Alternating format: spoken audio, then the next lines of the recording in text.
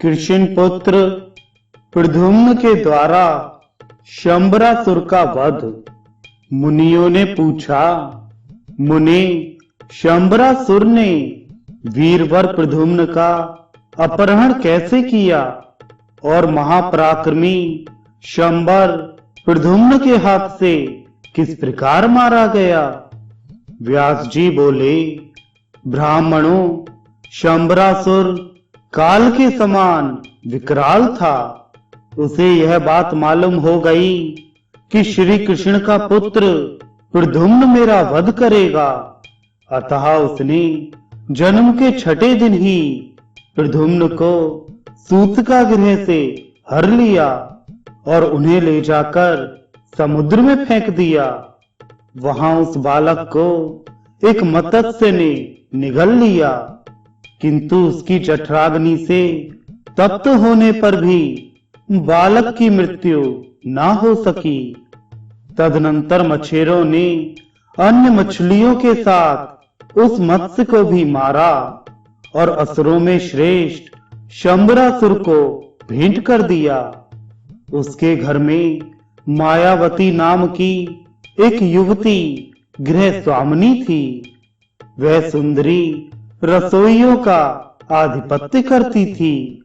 जब मछली का पेट चीरा गया, तब उसमें मायावती ने एक अत्यंत सुंदर बालक देखा, जो जले हुए काम रूपी वृक्ष का प्रथम अंकुर था। यह कौन है? किस प्रकार मछली के पेट में आ गया?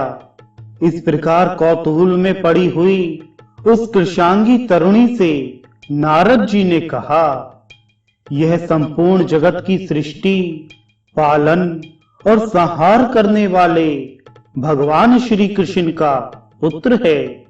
इसे शंबरासुर ने सौरी से चुराकर समुद्र में फेंक दिया और वहां मत्स्य ने निगल लिया था। वही यह बालक है जो आज तुम्हारे हाथ आ गया। सुंदरी, यह मनुष्यों में रत्न है। तुम पूर्ण विश्वास के साथ इसका पालन करो।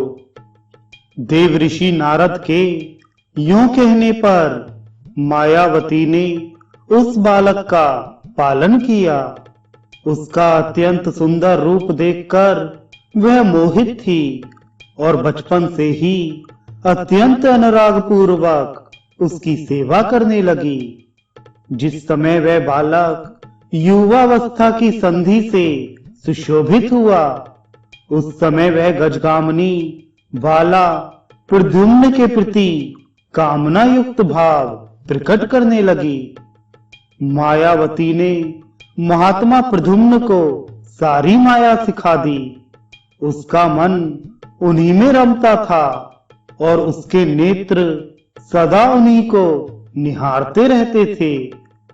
मायावती को अपने प्रति आसक्त होते देख कमल नयन प्रद्युम्न ने कहा, तू मार्त भाव का परित्याग करके यह विपरीत भावना कैसे करती है? मायावती ने कहा, तुम मेरे नहीं भगवान श्री कृष्ण के पुत्र हो। तुम्हें काल रूपी शंबर ने चुराकर समुद्र में फेंक दिया था। तुम मुझे मछली के पेट से प्राप्त हुए हो। प्रिय, तुम्हारी पुत्र वत्सला माता आज भी तुम्हारे लिए रोती है। मायावती के यूं कहने पर महाबली प्रद्युम्न का चित्त क्रोध से व्याकुल हो उठा। उन्होंने शंबरासुर को युद्ध के लिए ललकारा और उसकी सारी दैत्य सेना का संहार करके सातों मायाओं को जीतकर उसके ऊपर आठवीं माया का प्रयोग किया।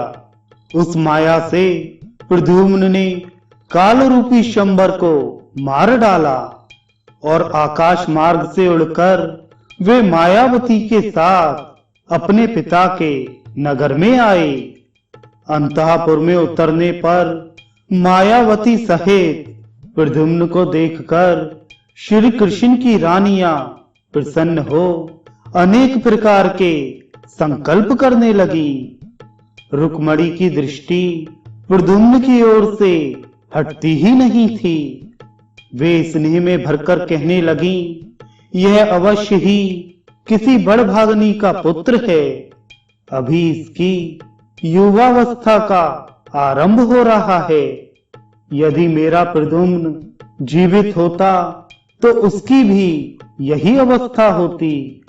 बेटा, तुमने अपने जन्म से किस सौभाग्यशालिनी जननी की शोभा बढ़ाई है, अथवा तुम्हारे प्रति मेरे हृदय में जैसा स्नेह उमड़ रहा है, उसके अनुसार मैं यह स्पष्ट रूप से कह सकती हूँ कि तुम श्री हरि के पुत्र हो। इसी समय श्री कृष्ण के साथ नारद जी वहां आए। उन्होंने अंतःपुर में रहने वाली रुक्मिणी देवी से प्रसन्नता पूर्वक कहा, सुभ्रु, यह तुम्हारा पुत्र प्रद्युम्न है। इस समय शंबरासुर को मारकर यहाँ आया है। कुछ वर्ष पहले शंबरासुर ने ही तुम्हारे पुत्र को सूतकागृह से हर लिया था। यह तुम्हारे पुत्र की सती भार्या मायावती है। यह शंबरासुर की पत्नी नहीं है। इसका कारण सुनो। जब शंकर जी के कोप से कामदेव का नाश हो गया, तब उनके पुनर्जन्म की प्रतीक्षा करती हुई रति ने अपने मायामय रूप से शंबरासुर को मोहित किया। देवी, तुम्हारे पुत्र रूप में ये कामदेव ही अवतीर्ण हुए हैं और यह उन्हीं की पत्नी रति है। कल्याणी, यह तुम्हारी पुत्र वधू है। इसमें किसी प्रकार की विपरीत शंका ना करना। यह सुनकर रुक्मिणी और श्री कृष्ण को बड़ा हर्ष हुआ। समस्त द्वारकापुरी धन्य धन्य कहने लगी। चिरकाल से खोए हुए पुत्र के साथ माता रुक्मिणी का मिलन देख द्वारकापुरी के सब लोगों को बड़ा विस्मय हुआ।